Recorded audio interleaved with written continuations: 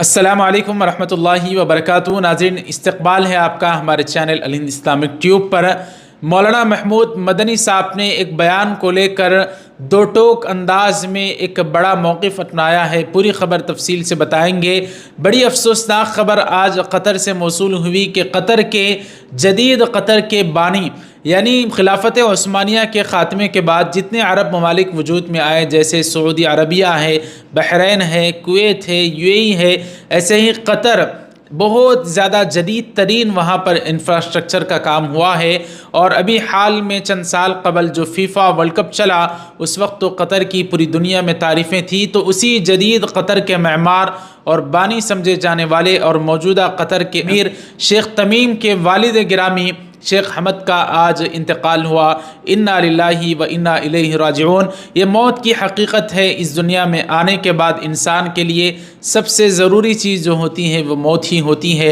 यानी मौत उसके पैदा होने से बाद से उसका पीछा करती है। ये नहीं देखती कि इतने बड़े अरब मुल्क का बानी था और उसका कतर का अमीर था, लेकिन मौत जब आती है तो वो आकर रहती है। कुल्लु नफ्सिन ज़ाइक़तुल मौत। तो शेख हमद अत्तानी का आज इंतकाल हुआ।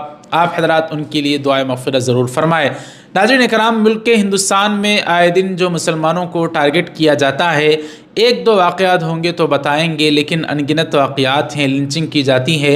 इन्हीं वाक़यात के पेश नज़र एक मुसलमान IAS ऑफ़िसर शेख नियाज़ साहब ने बहरहाल उनके ज़ाम में उनकी नीयत के साथ उनका वो फ़ैसला उन्होंने सुनाया था। उन्होंने इस फ़ैसला नहीं बल्कि उन्होंने कहा था कि इन हालात में जहाँ मुसलमानों को टारगेट किया जा रहा है, निशाना बनाया जा रहा है, मुसलमानों को चाहिए कि वो अपने रिवायती लिबास को छोड़ दें और यहाँ के माहौल के मुताबिक लिबास में आ जाएं कि उनको न पहचाना जाए कि मुसलमान हैं और वो बच सकते हैं। इस तरीके से उनकी नीयत अच्छी थी, लेकिन तरीक़ा वो जो था उसके लिए मौलाना महमूद मदनी साहब ने कहा है कि बिल्कुल ऐसा नहीं होना चाहिए। मुसलमान अपनी दाढ़ी के साथ, अपनी टोपी के साथ, अपने रिवायती लिबास के साथ जो सुन्नत के करीब बताते हैं उलमा, यानी कुर्ता पायजामा और इसी शरई लिबास के साथ मुसलमान यहाँ रहें, ये मसले का हल नहीं। इस मौलाना महमूद मदनी साहब ने कहा कि मसले का हल ये नहीं है कि हम अपने रिवायती लिबास को तर्क करके उनके जैसा लिबास अपना लें तो हम टारगेट से बच जाएंगे।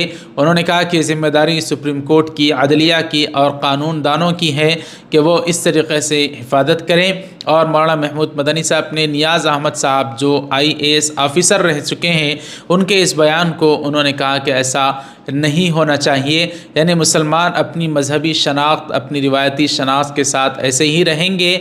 और कुछ लोग इस बात को लेकर भी एतराज़ करते हैं कि मौलाना महमूद मदनी तो आसान अंदाज में उन्होंने नियाज़ साहब की बात को काट दिया और महमूद मदनी साहब तो सिक्योरिटी में रहते हैं, फुल AC के कमरों में रहते हैं, बंद कमरों में महफूज पनागाहों में रहते हैं और पिसता है और कुटता है, तकलीफ़ का शिकार होता है तो एक आम मुसलमान होता है। कुछ लोग इस तरीके से कह रहे हैं। आप ये जो लोग इस तरीके की मौलाना महमूद मदनी साहब के लिए बात करें, आपकी क्या राय है? नाज़रीन ज़रूर हमें कमेंट करके बताएं। अगर आप भी माहाना यूट्यूब पर काम करके हलाल तरीक़े से कमाना चाहते हैं, अच्छे तरीक़े से घर बैठे अपनी इमामत, अपने मदरसा और अपनी खिदमत अंजाम देते हुए, तो मैं आपको पूरे 15 दिन में सिर्फ 499 में पूरा यूट्यूब सिखाऊंगा और रोज़ाना बाद नमाज़ इशा हमारी क्लास होगी। अगर आप भी जुड़ना चाहें तो 1 अगस्त से अभी अनकरीब हमारी क्लास का आगाज़ होने वाला है, बैच नंबर 2 का।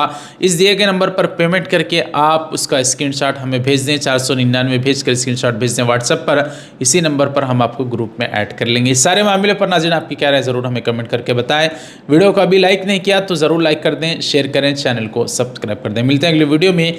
इजाज़त दीजिए। वस्सलामु अलैकुम वरहमतुल्लाहि वबरकातुहू।